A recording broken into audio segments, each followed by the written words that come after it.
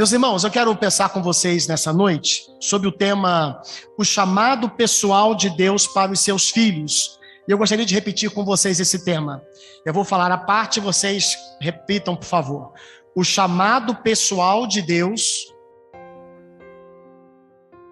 para os seus filhos. O que eu quero dizer com isso? Vocês já vão entender já melhor. Mas eu espero em Deus que o Espírito Santo fale ao coração da gente por meio dessa meditação bíblica que nós vamos passar a aprofundar a nossa mente na palavra agora.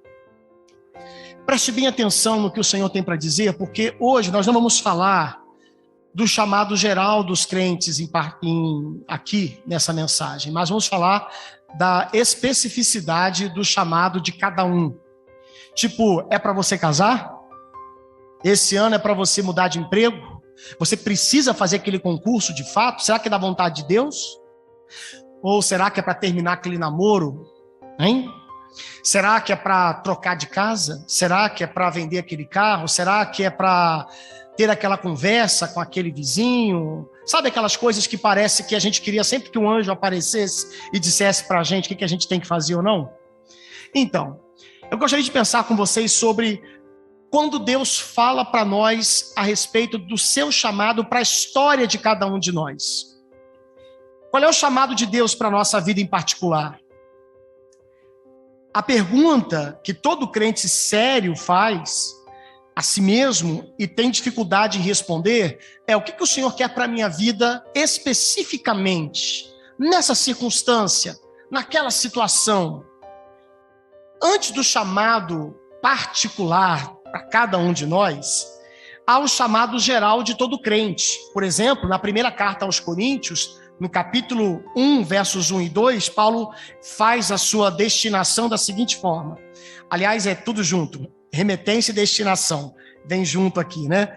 Paulo, o remetente, chamado pela vontade de Deus para ser apóstolo de Cristo Jesus. Veja, é um chamado particular. Nem todo crente é chamado para ser apóstolo como Paulo era.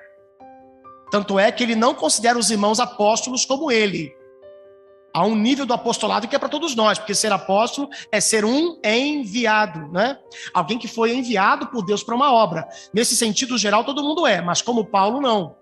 Paulo diz que era como nascido fora do tempo, porque os apóstolos, de fato, eram aqueles que cumpriam os requisitos de Atos 1, quando os 11 que ficaram depois do suicídio de Judas dizem: teremos que escolher outro no lugar dele. E quem tem que ser? Alguém que esteve com o Senhor vivo, que viu a sua ressurreição.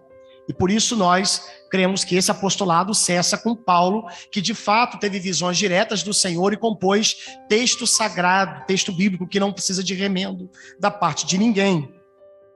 Por isso que ele se apresenta, Paulo, chamado pela vontade de Deus para ser apóstolo de Cristo Jesus. E o irmão Sóstenes, era um irmão que estava com ele, provavelmente ajudando a editar a carta. A igreja de Deus, agora destinatário, né? A igreja de Deus que está em Corinto, aos santificados em Cristo Jesus, chamados para ser santos, com todos os que em todos os lugares invocam o nome de Deus, de nosso Senhor Jesus Cristo, Senhor deles e nosso.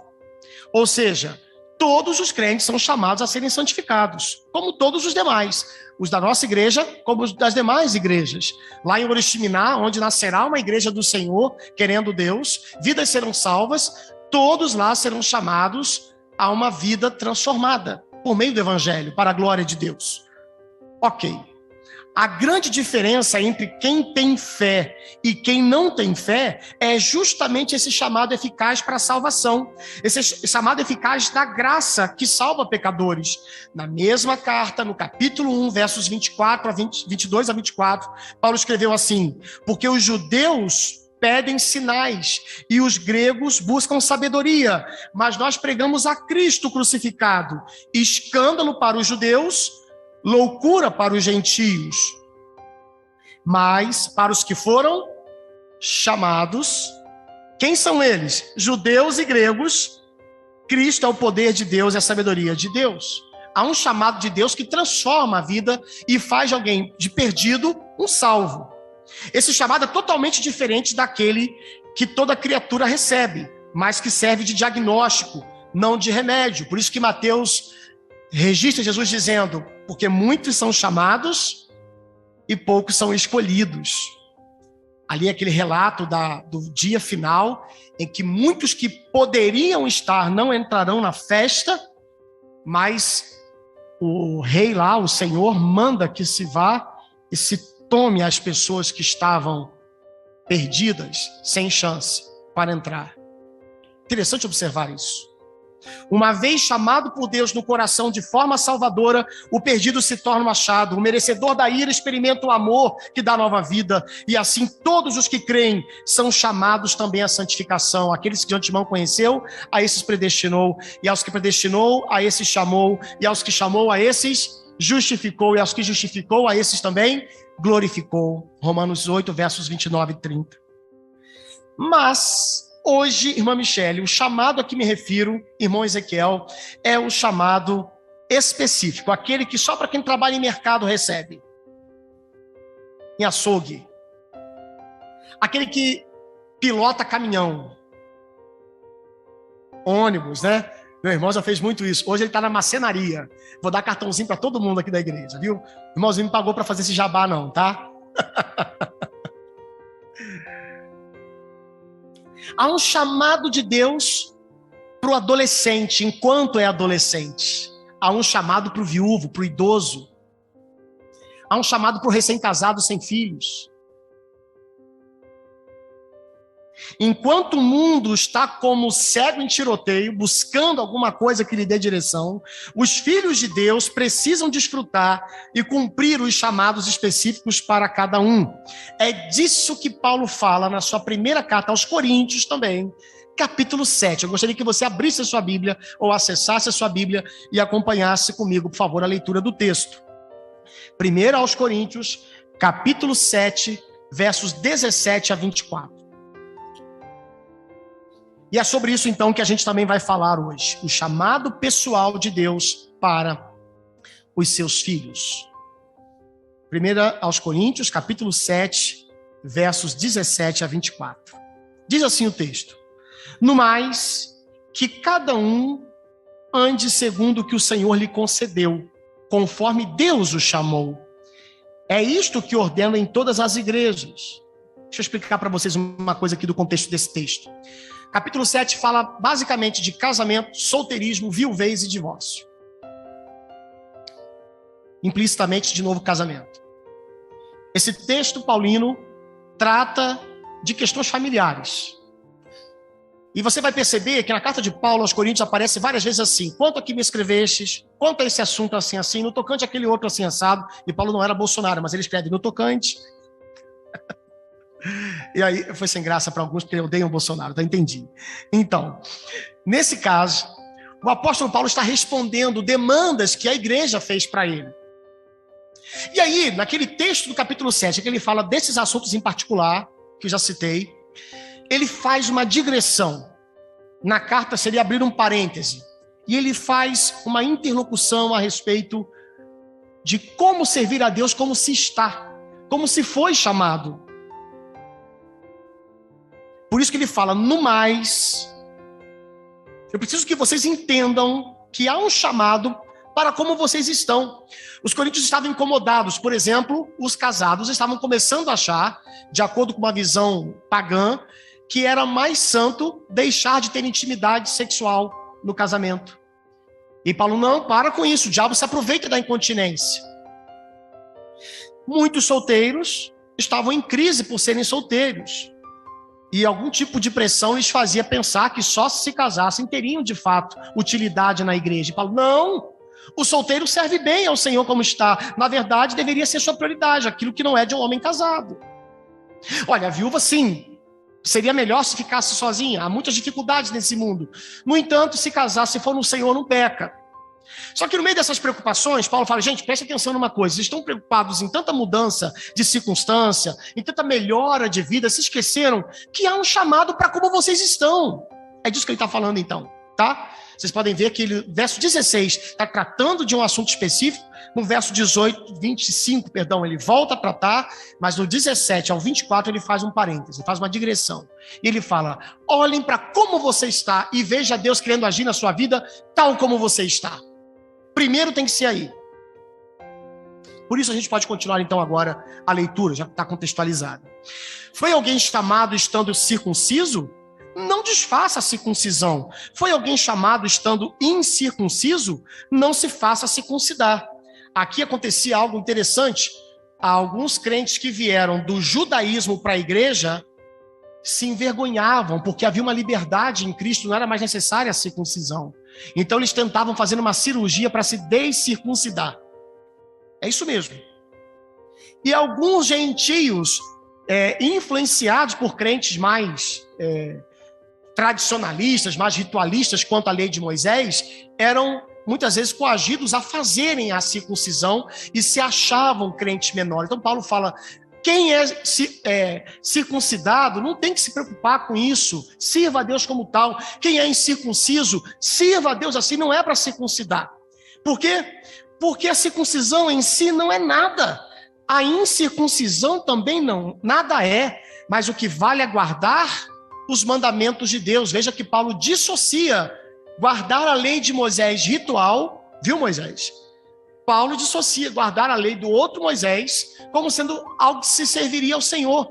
As leis morais, as leis que apontavam para Cristo e que permanecem e que são repetidas no Novo Testamento, sim. Mas aquelas que eram ritualísticas e que apontavam para o que Cristo faria por nós, o selo agora não é mais no corpo, é no coração. Paulo diz isso. Era um apontamento.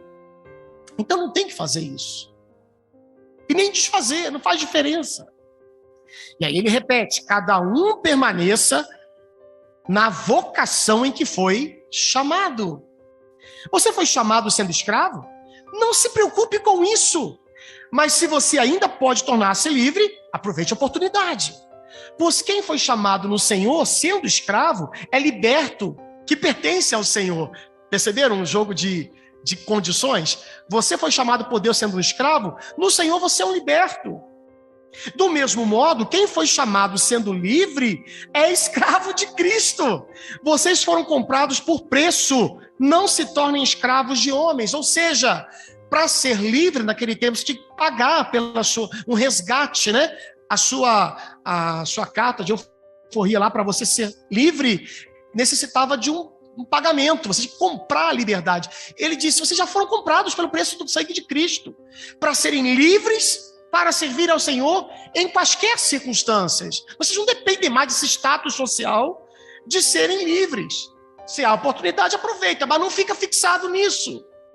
Estão percebendo, irmãos, como que a parte, essa carta, nessa parte é muito clara, praticamente precisa de explicação para a gente, né?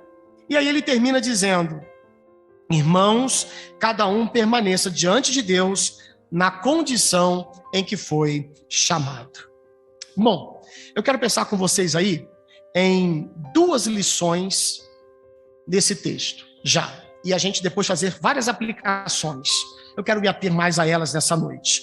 Primeiro, eu queria que vocês repetissem comigo o seguinte: o chamado pessoal parte de onde estamos. Vamos dizer juntos mais uma vez? O chamado pessoal parte de onde estamos. Deus não precisa nem quer que ninguém mude seu estado para que possa servi-lo. Pelo contrário, não faz sentido Deus usar somente algumas classes de pessoas, se ele deseja salvar a todos os homens. Lembra de Paulo, quando escreveu a Tito? Homens mais novos, homens mais velhos, mulheres mais novas, não nessa ordem, né? Mulheres mais velhas, vocês que são trabalhadores aí, os escravos. Aí ele fala no verso 11 da carta, do capítulo 2 a Tito, ele fala assim, porque a graça de Deus se revelou, se manifestou, salvador a todos os homens, a todo tipo de gente. Logo, não faz sentido eu pensar que agora que eu me converti, Deus só vai me aceitar, Gina, se eu for para o seminário estudar teologia. Deus só vai me aceitar se eu conseguir um emprego melhor, que eu possa contribuir mais com a igreja. Eu só vou ser útil na obra de Deus se eu, como casado, tiver filhos. Eu só vou ser útil se solteiro sou quando me casar, aí eu vou conseguir servir melhor. Eu só vou conseguir servir melhor o Senhor quando eu for concursado, porque eu vou ter mais tempo para servir a Deus. Aí eu vou trabalhar um pouco menos, vou ganhar um pouco melhor, dependendo do concurso que eu fizer, e vou ter mais tempo. Esse negócio não é de Deus, irmãos. Essa visão não glorifica o Senhor. Imagina o idoso pensando, tem que fazer plástica e me rejuvenescer? Seria isso? Porque depois dessa fase é qual que vem? É ser encaixotado, né? O idoso, então, não tem validade para Deus, porque como é que ele pode voltar? Se ele avançar uma fase, ele vai morrer.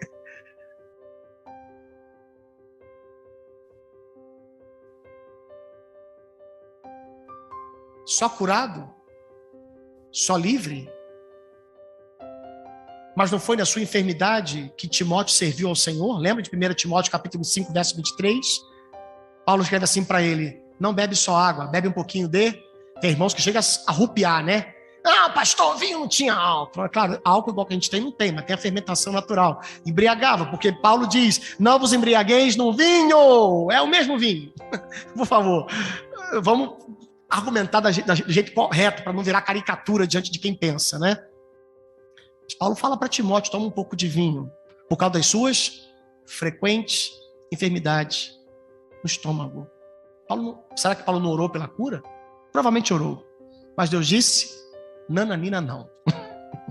Eu quero usar Timóteo assim.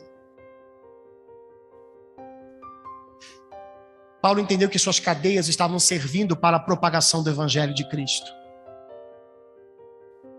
Foi na cova dos leões que Daniel teve uma experiência fantástica com o Senhor. E foi através daquela experiência que o nome de Deus foi glorificado por Dario, pelo reino persa. Pastor, não posso desejar que Deus mude a minha vida? Claro que pode. Pastor, eu posso ficar refém disso para me sentir realizado e trabalhar para o Senhor? Não, isso é pecado. É disso que a gente está falando. Isso nada tem a ver com o pecado, conforme um apelo de João Batista para aqueles que se arrependiam. E João apela para que eles mudassem de vida. Está lá em Lucas capítulo 3, passagem correlata de Mateus 3, quando ele estava batizando as pessoas. E aí, o que a gente precisa fazer? A gente está arrependido. Olha, para de fazer o mal, não rouba, né? Não maltrata.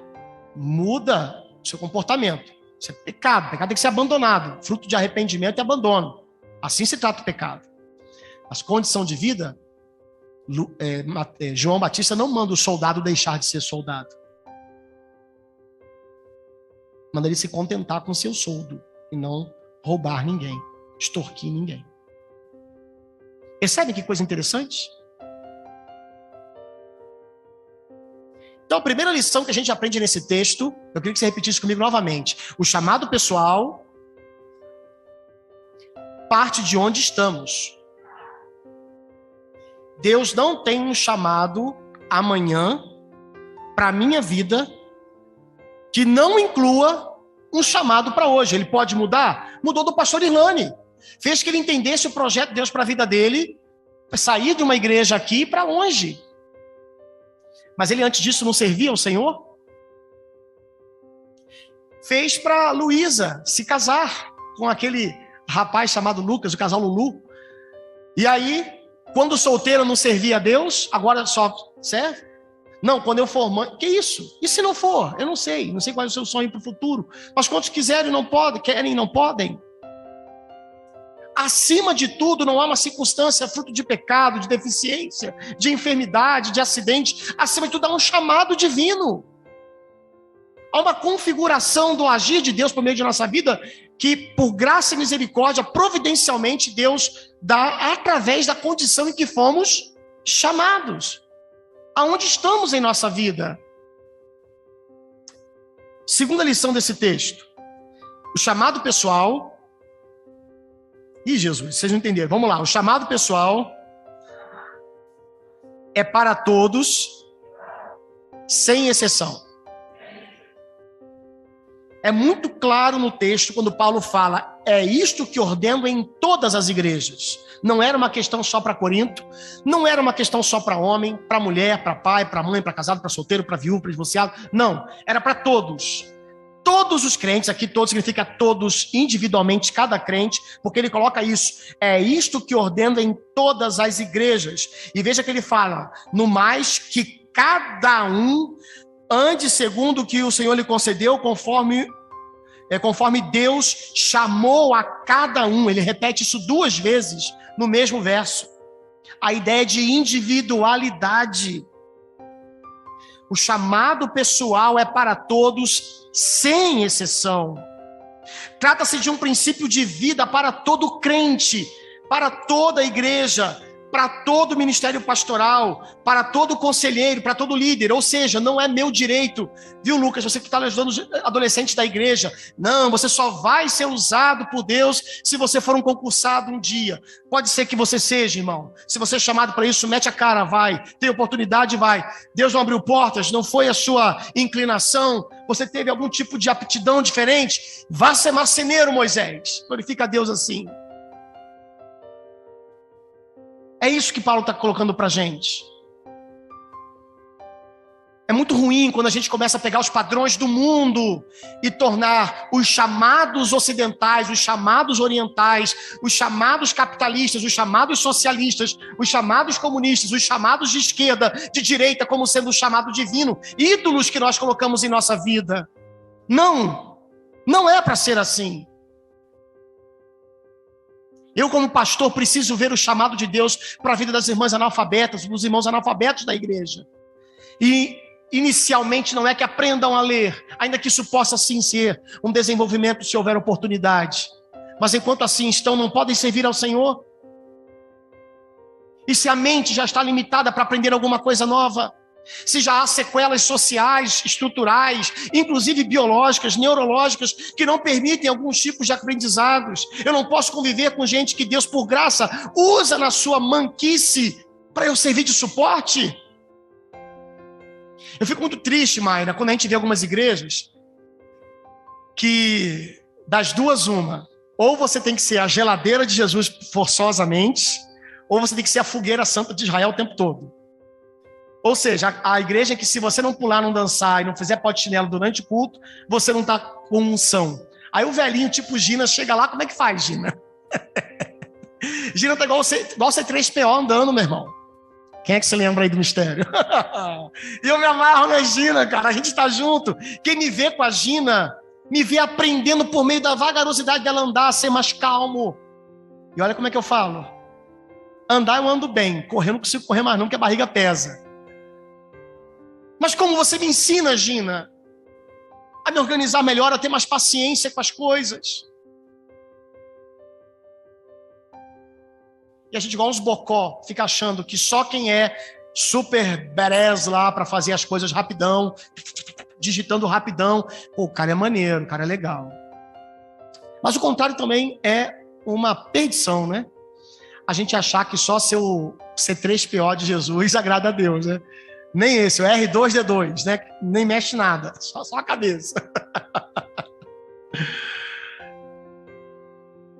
E aí a gente não pode ver Deus agindo na eletricidade, nas sinapses nervosas, super nervosas dos nossos adolescentes, nossos jovens aí, pululantes com os dedos nos teclados, né? Quanto dom, quanto talento para ajudar que as coisas funcionem. O Kelvin lá na igreja do Conselheiro Paulino, rapaz, ele não é um anjo que caiu do céu, não, que esse anjo que cai do céu não é uma boa coisa, mas é um anjo. O rapaz é o mensageiro dos dedos do mouse. Que aquela igreja funciona em parte na sua transmissão, nas questões técnicas, por causa de ter o Kelvin lá. E os irmãos idosos, a maioria não teriam condições de fazer aquilo. Até muito jovens, né, Paulo? Jovens, viu? Tô mentindo, brincadeira. Esse jovem senhor. Como é bom a gente ver essa junção de vidas, especialmente porque aquele que parece um coelho correndo tem que aprender a voltar para pegar as tartarugas cristãs, irmãos em Cristo, né? Tartarugas ninjas de Jesus, e caminhar com elas. E olha que exercício difícil, mas quão gratificante é. Não se deve cobrar mudança de posição ou de condição com base nos padrões humanos de liberdade, de sucesso, de felicidade. Se alguém não serve a Deus primeiro, onde e como, quando foi salvo, Não servirá em outro estado, pois provavelmente ou ainda não foi salvo, ou não entendeu o seu chamado de fato, que é aparecer. Por isso que todo bom líder foi primeiro bom. Todo bom líder tem que ser primeiro um bom liderado. Todo pastor, bom pastor, tem que ser primeiro uma boa ovelha. Percebem isso? Todo bom pai tem que ter sido primeiro um bom filho. Se a gente não caminha por essa caminhada, a gente está desperdiçando a vida da gente, porque sempre vai ser a próxima fase, a última é o caixão. E o salmista dizia para Deus: Senhor, na tumba eu não vou conseguir te servir. Não que não haja vida após a morte, mas o ponto é, o que é para essa vida eu só faço se o Senhor me der condições, me fizer útil na vida em que eu estou levando. A triplicidade do princípio, verso 17, ele coloca: cada um ande segundo o que o Senhor lhe concedeu. Verso 20, cada um permaneça na vocação em que foi chamado. Verso 24, irmãos, cada um permaneça diante de Deus na condição em que foi chamado. Paulo está sendo insistente, vocês percebem? Numa perícope pequenininha, Paulo está repetindo 3 vezes: não queira sair da onde Deus te chamou para servi-lo primeiro, só porque onde você está não é tão prazeroso, não é tão legal, de acordo com a visão dos outros. Álvaro, como a gente desperdiça isso, meu amigo, como crente? Porque pensa comigo, essa mentalidade gera o quê, irmãos, na membresia de uma igreja? O que essa mentalidade geraria na membresia de uma igreja? Em relação à operosidade, em relação a trabalho? Que tipo de engajamento, que tipo de envolvimento haveria? Haveria só uma liderança em frente de prédio, de igreja, fazendo aqui alguma coisa para os irmãos se animarem no culto? Claro que não. E a gente não faz isso para isso, é claro. Mas parece que às vezes a igreja é só isso. Em que a gente pensa que servir ao Senhor é saber cantar, tocar, pregar, dar aula em EBD. Tudo isso também serve ao Senhor, mas não exclusivamente. Pelo contrário, se alguém não cuida bem dos seus, especialmente de sua própria casa, negou a fé e é pior do que o descrente. 1 Timóteo 5:8. Ou seja, meu primeiro ministério é aquele que nasce dentro de casa. Filho, pai, mãe, irmãos, tios, viúvas, casados, solteiros, não importa. Todos servem. É uma igreja operosa, engajada, fiel. Então, essa triplicidade do princípio de que cada um deve andar segundo o que Deus lhe concedeu, conforme Deus o chamou, revela a seriedade desse princípio, o valor desse princípio para uma vida verdadeiramente de sucesso diante de Deus. A vida de sucesso diante de Deus é aquela que às vezes é como a de Jesus na cruz, que para o mundo era o malfeitor sendo escarnecido e envergonhado publicamente. Mas na minha Bíblia e na sua, Colossenses capítulo 2, Paulo escreveu: ele triunfou dos principados e potestades na cruz. Foi lá que Cristo venceu. Não tem a historinha do inferno fazendo festinha e Jesus lá agonizando pesarosamente na cruz, no sentido de como quem me dera não estar aqui. Como eu estou aqui, obrigado. Não! Ele disse para Pedro: eu não vou tomar o cálice que meu pai me deu, guarda essa espada. Eu poderia pedir ordenar 12 legiões de anjos para me defender, mas eu não quero, eu quero beber o cálice. Lembra de João 10? Ninguém tira a minha vida, eu voluntariamente a dou. Esse mandamento eu recebi do meu pai, de ser livre para doar a minha vida por aqueles que ele quis salvar. A gente precisa dar atenção, irmãos, ao que a Bíblia dá muita atenção. Num pequeno, irmão Marcos Alexandre, num pequeno trecho, 3 vezes Paulo fala: cada um ande segundo o que o Senhor lhe concedeu, conforme Deus o chamou. Cada um permaneça na vocação em que foi chamado. Irmãos, cada um permaneça diante de Deus na condição em que foi chamado. Você está solteiro? Está louco para arrumar um namorado? Não é pecado querer namorar. É pecado não sentir o cuidado, a providência e o chamado do Senhor na sua solteirice. Você tem vontade de melhorar seu emprego? Você tem vontade de melhorar a sua condição de vida? Nenhum pecado nisso. Paulo disse para os escravos: vocês têm vontade de ser livres? Sejam. Mas não faça disso o seu Deus, porque quando vocês forem livres para os homens, continuarão sendo escravos de Cristo. Irmãos, nunca a democracia será plena. Por que não? Porque Deus é soberano, sempre haverá uma teocracia, governo de Deus. E crente ama ser servo. Perdidos querem se libertar do governo de Deus, querem ser livres plenamente. Crente tem prazer em se fazer escravos de Deus. Doulos, palavra que Paulo usa e que nas nossas versões é amenizada como servos, mas significa escravo. Aquele que não é mais dono de si. Para ilustrar isso, Paulo fala de duas coisas: a circuncisão e a condição social. Vocês viram, ele fala da circuncisão e da incircuncisão. Depois ele fala da escravidão e da liberdade. Então, sobre a questão ritual da circuncisão e sobre a questão social da escravidão. Gente, depois da morte e da ressurreição de Cristo, guardar os mandamentos de Deus não inclui cumprir os rituais do Antigo Testamento que apontavam para Cristo, mas inclui viver para a glória de Deus na condição em que se está, como Deus me chama. O cumprir o mandamento tem a ver com o contexto do texto, ser casado, ser solteiro, ser viúvo. Há um chamado, e eu obedeço ou não ao chamado. Aqui mandamento é um sinônimo para chamado. No Senhor, todos são livres. E no Senhor, todos são escravos. E não é a Dilma Rousseff falando agora. É isso mesmo, é um paradoxo. E para sempre seremos livres / escravos. Somos livres do pecado, domínio dele, mas somos feitos escravos de Deus em Cristo, com muita alegria. Não sei quando se lembra daquela história em que uma escrava estava para ser comprada como escrava sexual de uns caras no leilão. E um homem chegou e disse o seguinte: o que o maior lance aqui oferecer, eu dobro a oferta, ela é minha. O cara tinha, né? Bala na agulha. Você entende disso, né, Paulo? Então, eu compro uma bala house, pego uma agulha e boto bala na agulha. Só isso que eu tenho. Foi horrível essa, né? Mas você tem aquele negócio que significa o ditado. Ah, Mayra, ele é o Paulo, tá? Do computador, viu, Mayra? Ele é o rapaz que faz milagres nos computadores da gente, viu, Moisés? Aquele rapaz ali. Olha o jabá dele acontecendo. Rapaz, ó, falando que vai ganhar mais dinheiro. Então, o cara levou o lance final. Tudo que os outros ofereciam seria menor, porque ele colocou o dobro da maior oferta. Ele pega, então, a escritura lá de compra, não sei, comprovante, e vai pegar o seu produto, que era o corpo de uma mulher, para usá-la. Quando ela chega perto dele e ele está com um papel na mão, ela dá uma cusparada na cara dele. Ele se limpa, se aproxima mais e diz o seguinte: calma, eu te comprei para te libertar. Isso aqui é sua carta de alforria. Pode ir em paz. Não vou deixar que façam mais o que faziam com você. Você agora é livre.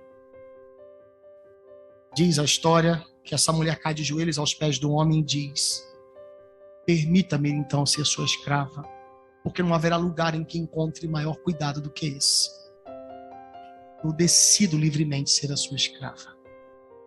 E é isso que Paulo nos convida a fazer, a usar a nossa liberdade para servirmos uns aos outros, sermos escravos do bom serviço. Esse paradoxo é lindo na fé. Por isso, nós sempre seremos livres / escravos. Logo, quem não sabe agradar ao Senhor em uma das posições em que vive, na verdade ainda não vive para o Senhor em nenhuma posição, nem quer viver.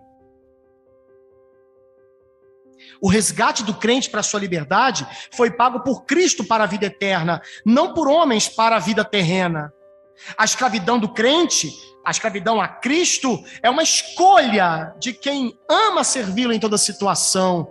E quando elas estão ocorrendo, e quando portas se abrem, não é uma questão de dependência do que está acontecendo agora, nem do que está por vir. É apenas desejo de servir ao Senhor em quaisquer circunstâncias. Tudo posso naquele que me fortalece. O contexto do texto, geralmente quando tem 13, vem o 12 antes, né? Filipenses 4,12 fala: sei passar necessidade, sei ter fartura. Tenho experiência em quaisquer circunstâncias, não com essas palavras, né? Mas o sentido é esse. Estou alegre e contente em qualquer situação, porque eu tudo posso naquele que me fortalece. Isso é alguém que de fato é livre no Senhor. Isso me leva então a algumas aplicações. Eu quero me dedicar a elas um pouco mais. Eu queria que você repetisse comigo cada uma delas. Eu vou falando, vocês vão repetindo, por favor, que ajuda também a sua concentração. Vocês em conselheiro também, vocês em casa, por favor, façam o mesmo. Primeiro, Cristo hoje te chama para crer, entregando sua vida a Ele. Esse é o primeiro chamado, o maior de todos. O chamado do Evangelho. Ou ele revelará seu estado de perdição, porque você negará Cristo, e mesmo diante da graça que te convida, você fará do bom cheiro que é vida para quem crê, cheiro de morte, porque você rejeita, e é o mesmo Cristo, segundo as Coríntios, mesmo público-alvo de Paulo, no capítulo 4, no capítulo 2, versos 14 a 16, ele fala: nós somos o bom perfume de Cristo exalado entre os homens. Para aqueles que creem, perfume de vida para a vida. Para os que rejeitam, odor de morte. Mesmo Cristo. Quando Simeão, o profeta, nesse período natalino nós lembramos muito disso, pegava Jesus no colo no templo, ele dizia: esse menino será para salvação e para ruína de muitas pessoas. O que você faz com o chamado? Ele é um diagnóstico que mostra o seu estado de total rejeição, ou ele é um remédio que mostra que Deus alcançou o seu coração? Cristo hoje te chama para crer entregando sua vida a Ele. Segunda aplicação. Por favor, repita. Não tenha vergonha da sua condição. Eu vou falar em outras palavras. Seja sem vergonha. Não. No bom sentido, tá? Não tenha vergonha da sua condição. Se você se vê como pecador necessitado da graça de Deus, Jesus não teve vergonha de levar seu estado de morte, de podridão sobre si.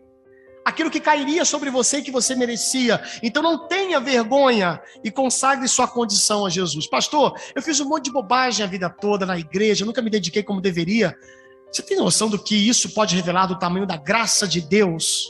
Lembra de Paulo? Quando ele fala: a mim, que era blasfemo, perseguidor insolente, pior dos pecadores, Deus concedeu a graça dele ser modelo para aqueles que iriam crer em Cristo para a vida eterna. Nós lemos ontem, lemos hoje uma parte desse texto, o verso 17, 1 Timóteo capítulo 1.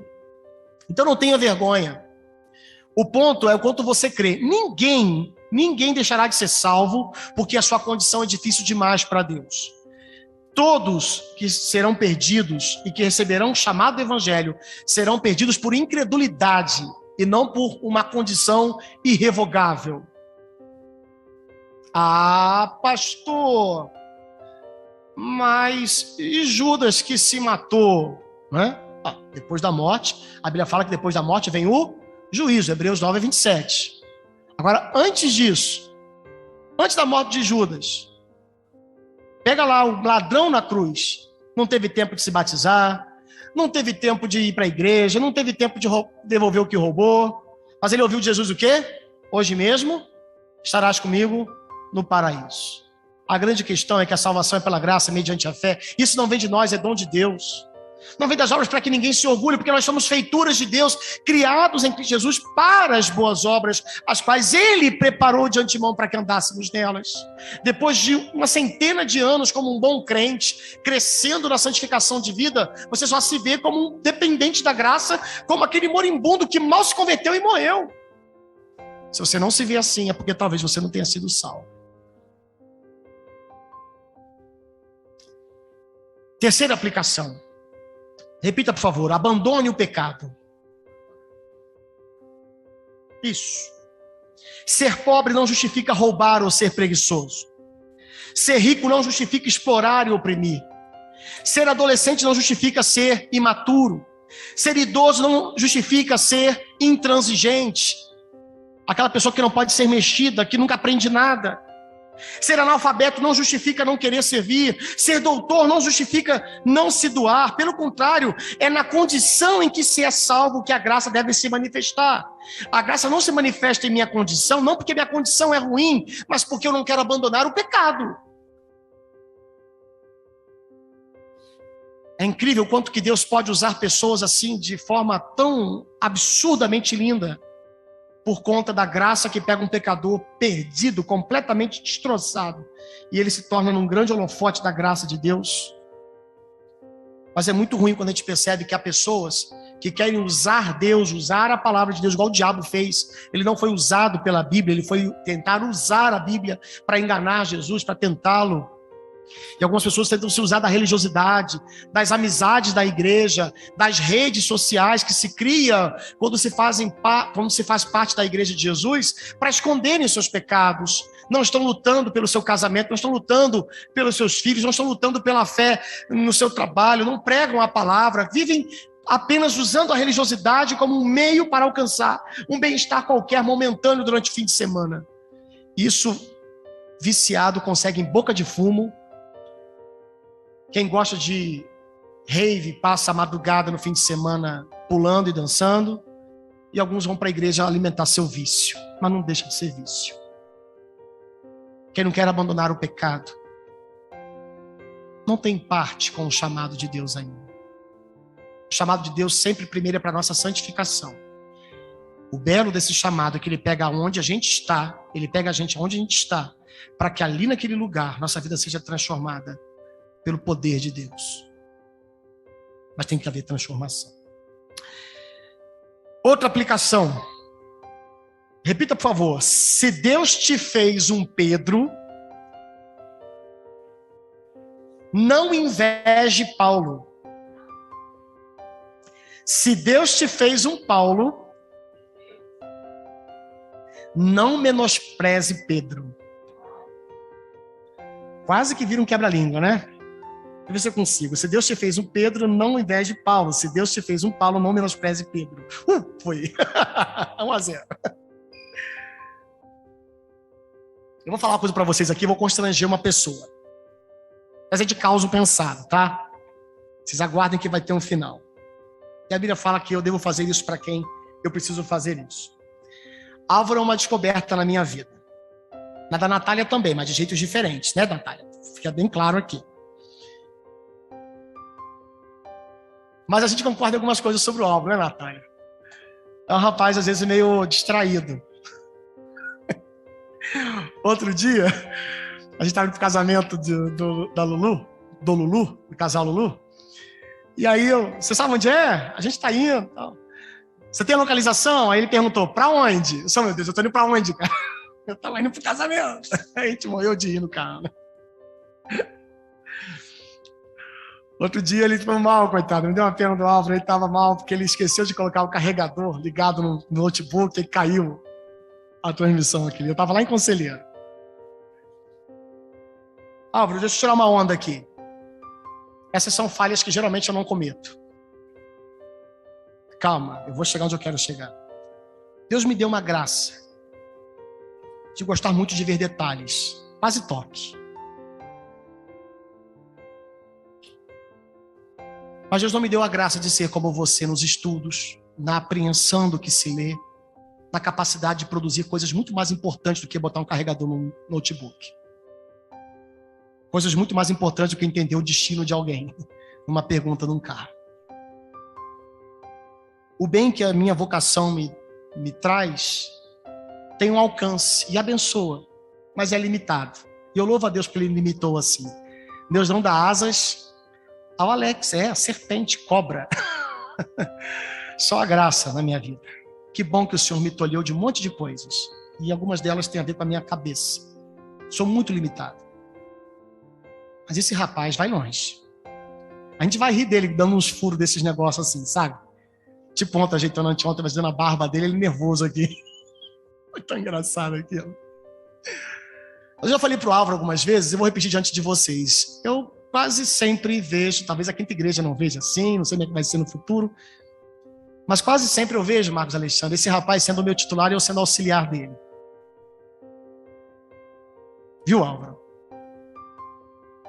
Cada dia que passa eu vejo mais que você como o meu Paulo e eu o seu Pedro. E eu louvo a Deus por isso, irmãos. Como é bom ver que alguém que não precisa ser lapidado tem já algumas raízes e algumas configurações que o levarão muito mais longe. Eu, pastor João Paulo, pastor Marcos, temos muito que dar para esse rapaz. Mas ele também tem muito que dar para a gente, não tem, pastor João? Que rapaz precoce. Aliás, vocês dois estão... O pastor Marcos já conhece há mais tempo, né? Mas estão me encantando. Mas o Álvaro, eu tenho visto assim.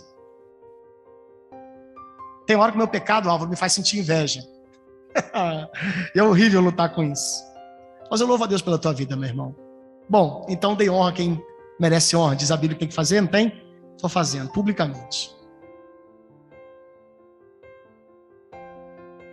Tomemos cuidado para não olhar quem Deus chamou para ser Paulo e invejá-lo se ele me fez um Pedro. Onde Pedro estava, Paulo não estava. Quem é que Deus usou para salvar a casa de Cornélio? Foi Pedro. Pecadores que valiam um mundo pesado em prata e ouro. Mais que o mundo. O sangue de Cristo. E Deus usou Paulo para ganhar o mundo do seu tempo, o mundo fora da Judéia. Eles se complementavam. Que coisa linda ver isso. Isso vale para o casamento, Kesley. A mulher na sua submissão, o homem na sua liderança. Isso vale para o nosso serviço de igreja local. Isso vale para o nosso local de trabalho. Isso muda a nossa visão da vida. Gera uma leveza, uma coisa boa, saber que o que Deus me chamou é o melhor que eu tinha para a minha vida. Eu posso ser uma garrafa de 3 litros de Coca-Cola. Eu estou até parecendo uma, né? Ou posso ser aquela pitulazinha pequenininha de 200 ml, sei lá, de 100 ml.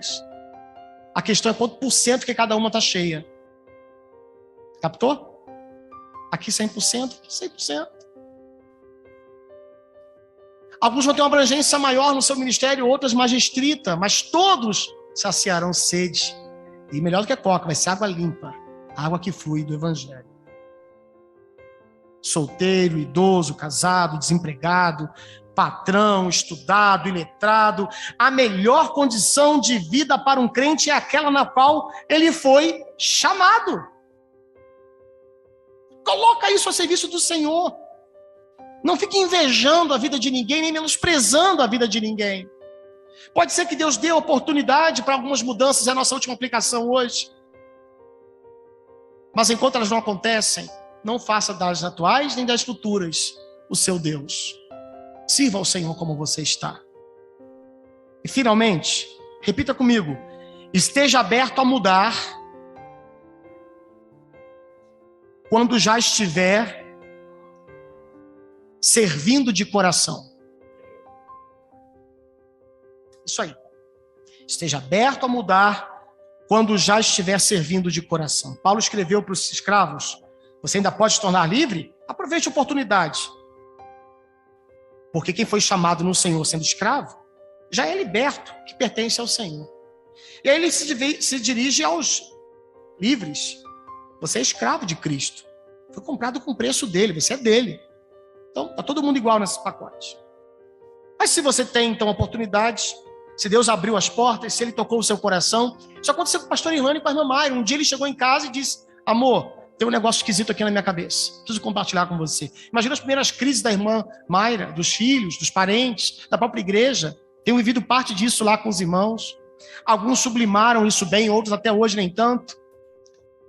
No entanto, é maravilhoso ver que alguém que já está servindo, já está em paz em fazer da sua vida um instrumento nas mãos de Deus, colocando-se à disposição, o quanto que é fluido, natural, que as mudanças aconteçam.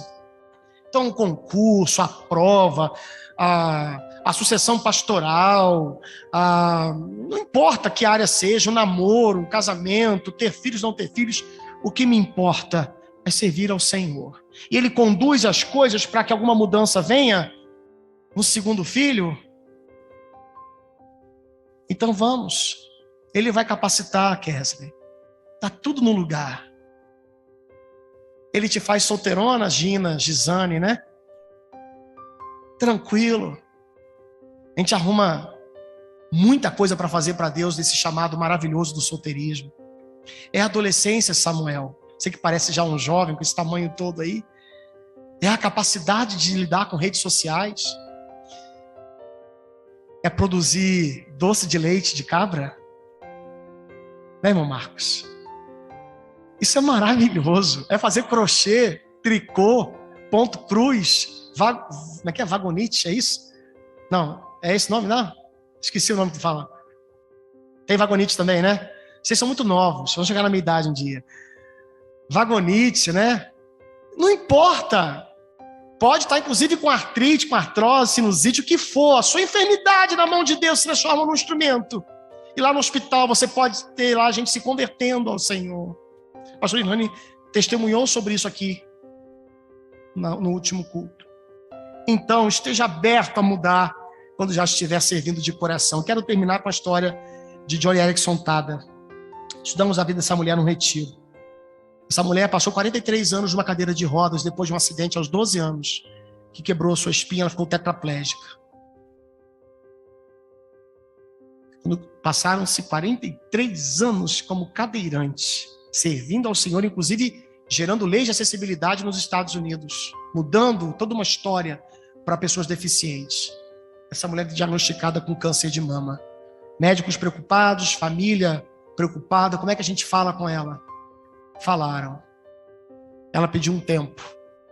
Volta e diz o seguinte, Moisés, para os seus familiares: Deus me usou durante 4 décadas, mais de 4 décadas, na ala da ortopedia dos hospitais. Mas Ele mudou meu campo agora para a área da ala da oncologia. Eu vou servi-lo lá. E assim ela morreu servindo ao Senhor, como foi chamada. Eu estou aqui. Até quando eu não sei, pastor Irlane. Será que você se auxiliar lá em Oriximiná? Não sei, será, Bia? As crianças estão aqui para ouvir isso, vão ouvir depois na gravação, né? Talvez uma vez nós digamos assim: Deus me livre de ser esse pecador que fala isso para ele. Não sei, mas enquanto estou aqui, a cada dia quero dar o meu melhor para o Senhor, mesmo que seja insuficiente. Coloque-se diante de Deus agora em oração. Baixe sua cabeça, feche seus olhos, vocês aí em conselheiro, vocês em casa. Qual foi a condição em que o Senhor te chamou? Lembra do nosso tema? O chamado pessoal de Deus para os seus filhos. Você tem um chamado para esse ano servir ao Senhor mais e melhor. Quem tem que mudar? A sua atitude, não a sua condição. Você tem que olhar agora para o que o Senhor te deu. Começou empregado, começou desempregado, começou namorando, começou, segundo alguns, encalhado, começou chorando, começou sorrindo, começou com medo, começou cheio de gás, não sei. Olha para as situações que te circundam hoje. Há um chamado. Como diria a velha canção que cantamos na casa do papai: há uma carreira para correr, há uma vitória para alcançar. A cada dia que eu passar, serei fiel. Que seja essa a atitude do coração. E Deus será glorificado em qualquer situação. Oremos. Pai, gera isso em nós te clamamos, em nome de Jesus, para que 2022 seja um ano de serviço intenso, abundante, porque sabemos, ó Deus, que, segundo a Tua palavra, não há situação que emperre, senão que sirva a Tua graça de nos fazer úteis em Tuas mãos. Pode ser começando pelo arrependimento pelos pecados. De ter que olhar para si e dizer como ladrão na cruz: nós merecemos estar aqui, mas este nada fez. E assim, olhando a santidade de Cristo e a própria pecaminosidade, encontrar graça, perdão, esperança. Pode ser indo além disso, já salvos em Cristo, mas quem sabe tão esperançosos, tão cheios de aspirações para tantas coisas legítimas até, Pai. Mas tem havido desperdício daquilo que está se vivendo hoje. Aquela crise conjugal que não demanda um novo casamento, mas demanda uma transformação no casamento. É nessa circunstância que a graça se manifesta. Essa situação da saúde, a dificuldade com a politização e a polarização política do país, o medo de uma quarta onda de coronavírus, a dificuldade com o andaço da gripe, o problema financeiro, econômico, os rumores de guerra, as guerras de narrativas. Como que está necessário hoje, ó Deus, nessa situação que se levantem pacificadores, intercessores, bons conselheiros, pessoas que tragam alento, direcionamento pelo evangelho, que confronta o pecado, mas dá esperança como nenhuma narrativa desse mundo pode trazer. E os melhores missionários, Pai, são aqueles que são chamados onde estão, como estão, para te servir a partir daí, arrependendo-se, abandonando o pecado, e pela graça que gera o arrependimento e o poder para vencer o pecado, tornar-se instrumentos em tuas mãos. Nós clamamos que a tua graça alcance o coração de todos que estão ouvindo essa palavra, confirmando o que já se sabia, gerando nova atitude para quem estava fora da tua palavra, salvando vida para quem estava perdido. Nós te oramos em nome de Jesus. Amém. Amém.